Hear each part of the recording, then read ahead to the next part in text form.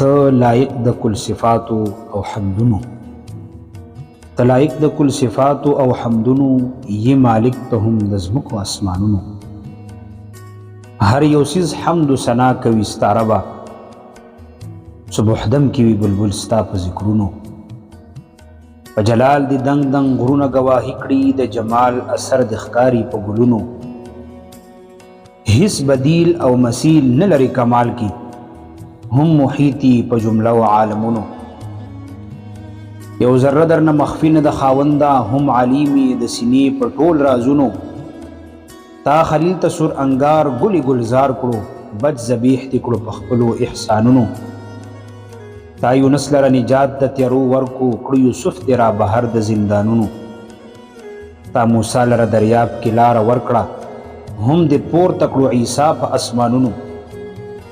د نمرود ذلت د ماشي په وزر شو، فرعون غرق شو ستا د قهر په موجونو. د کرم بحر دې رب بې پایان دی، غواړي عفو سعیدي د ګناهونو، غواړي عفو سعیدي د ګناهونو.